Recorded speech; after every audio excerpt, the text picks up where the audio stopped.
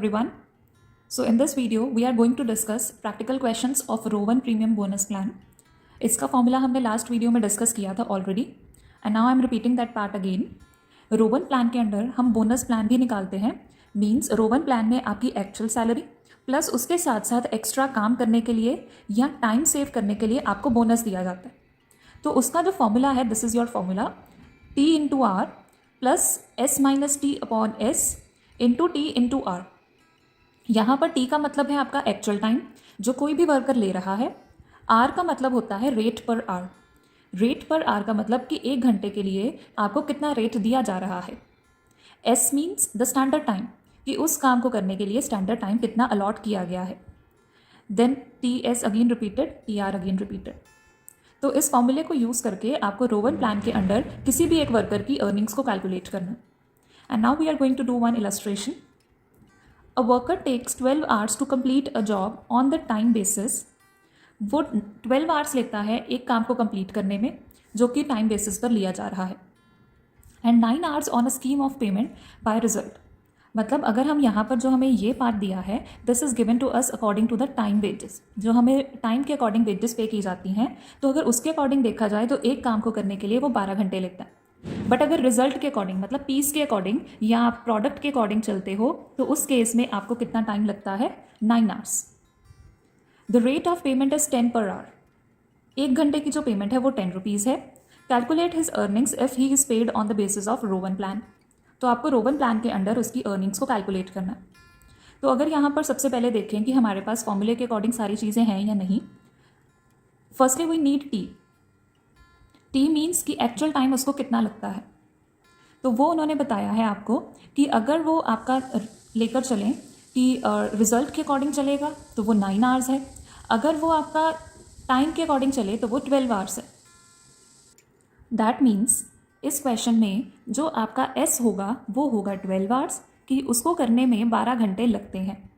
But वो worker उसी काम को करने में 9 घंटे लगाएगा अगर हम उसको पीस के अकॉर्डिंग काम करवाएं. तो ये हो जाएगा आपका 12 घंटे स्टैंडर्ड टाइम और ये हो जाएगा आपका 9 hours your actual time taken. तो अब आपको सिंपली इन दोनों को फॉर्मूले में फिल कर देना. एक थर्ड टर्म जो हमें चाहिए होती है that is your R. R इस क्वेश्चन में ₹10 पर आवर ऑलरेडी गिवन है.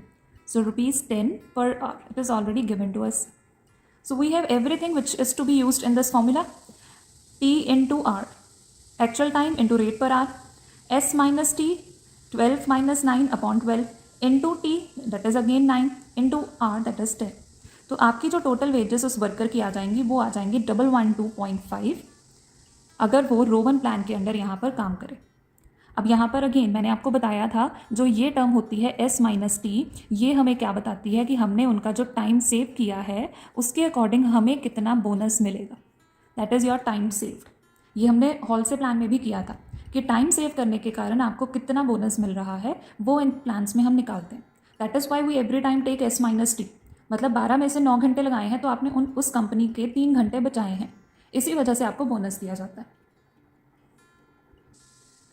Now the next we are going to discuss one combined question of some methods जो आपको कई बार पेपर में पूछा जा सकता है. Calculate the earnings of a worker from the following information. हमने कौन से मेथड्स फॉलो करने हैं? Time rate method, piece rate method, Halsey plan, Rowan 1 plan. Information जो हमें गिवन है it is like this. Standard time हमारा 30 hours है और टाइम टेकन हमारा 20 आवर्स है. Means in this question your S is equal to 30 hours and your time is equal to 20 hours actual time. Hourly rate of wages is ₹1 per hour. ₹1 per hour है hourly rate of wage. That means rate हो जाएगा आपका ₹1 plus DNS allowance at 50 पैसे पर hour worked. और उसके अलावा आपको क्या मिल रहा है, एक DNS allowance मिल रहा है 50 पैसे पर hour worked.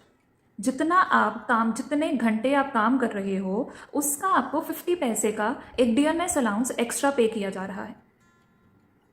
अब आपको हर एक मेथड के अकॉर्डिंग उस वर्कर की वेजेस को कैलकुलेट करना है. सबसे पहले उन्होंने बोला है टाइम रेट मेथड. तो टाइम रेट मेथड में हम क्या करते हैं कि उसने जितना टाइम लिया है उसके अकॉर्डिंग उसको पे कर दिया जाता है. उसने एक्चुअल में कितना टाइम लिया है काम करने के लिए, 20 आवर्स. तो हम यहाँ पर क्या करेंगे, 20 को मल्टीप्लाई करेंगे रेट पर आवर से. रेट पर आवर उन्होंने हमें बताया है कि वो क्या है, ₹1. सो 20 into 1 will give you ₹20. Next उन्होंने बोला है कि हमने डियरनेस अलाउंस देना है हर एक केस में 50 पैसे का। 50 पैसे आपने किसका देना है? पर आवर वर्कड, मतलब वो जितने घंटे काम करेगा आपको 1 घंटे के पीछे 50 पैसे का उसको पे करना है। सो 50 पैसे इंटू कितने घंटे काम किया है उसने एक्चुअल में 20 आवर्स काम किया है, तो 50 पैसे into 20 hours that will give you ₹10।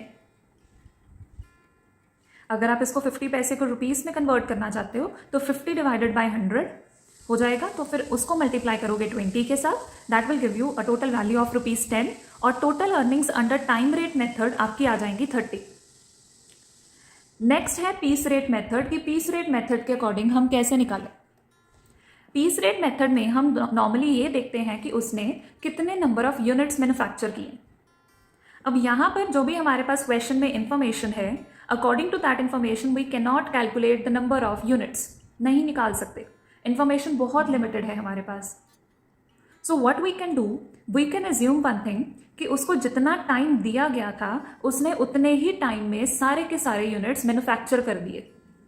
We will assume कि उसको जितना टाइम दिया गया था उसने उतने ही टाइम में जितने यूनिट्स मैन्युफैक्चर करने थे वो मैन्युफैक्चर किए, मतलब उसने स्टैंडर्ड टाइम के अकॉर्डिंग ही हमारा सारा काम परफॉर्म करके दे दिया है।